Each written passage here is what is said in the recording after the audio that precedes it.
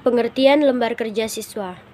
Menurut Prastowo 2011-203, lembar kerja siswa atau LKS merupakan lembaran-lembaran berisi tugas yang harus dikerjakan oleh siswa.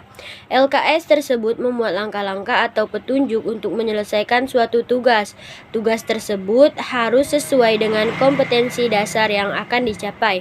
Berdasarkan uraian di atas, LKS merupakan lembaran-lembaran kertas yang berisi materi, tugas-tugas, dan petunjuk atau panduan pelaksanaan tugas. LKS tersebut digunakan untuk memecahkan masalah dan memahami materi yang mengacu pada kompetensi yang harus dicapai. Melalui LKS, siswa diharapkan dapat berperan aktif dalam pembelajaran.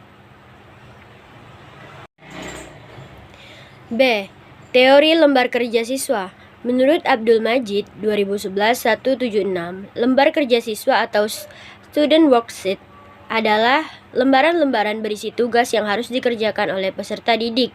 LKS biasanya berupa petunjuk, langkah-langkah untuk menyelesaikan suatu tugas. Tugas yang diperintahkan dalam LKS harus jelas kompetensi dasar yang akan dicapai.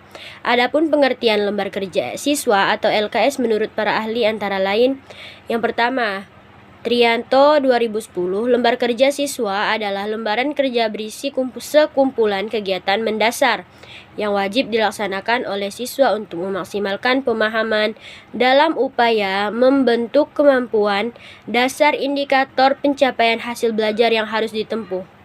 Selanjutnya, 2. Latihan kerja guru, inti, LKGI. Arti lembar kerja siswa atau yang disingkat dengan LKS adalah lembaran yang berisi pedoman bagi siswa untuk melaksanakan kerja atau tugas yang terprogram.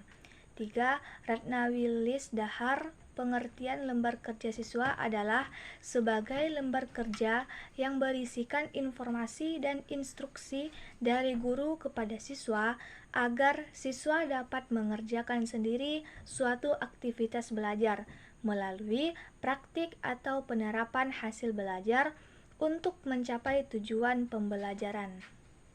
C. Komponen lembar kerja siswa dalam pembelajaran IPA SD atau MI.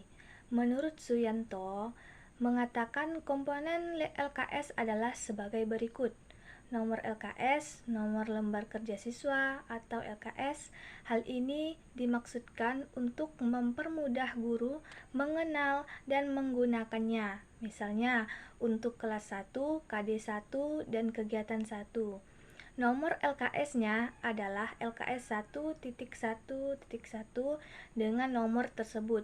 Guru langsung tahu kelas, KD, dan kegiatannya. 2. Judul kegiatan. Judul kegiatan berisi topik kegiatan sesuai dengan KD, seperti perubahan wujud benda. Yang ketiga, tujuan. Tujuan adalah tujuan belajar sesuai dengan kompetensi dasar atau KD. Yang keempat, alat dan bahan. Jika kegiatan belajar memerlukan alat dan bahan, maka dituliskan alat dan bahan yang diperlukan. Selanjutnya, 5. Prosedur kerja. Prosedur kerja berisi petunjuk kerja untuk siswa yang berfungsi mempermudah siswa melakukan kegiatan belajar. Yang keenam, tabel data. Tabel data berisi tabel di mana siswa dapat mencatat hasil pengamatan atau pengukuran.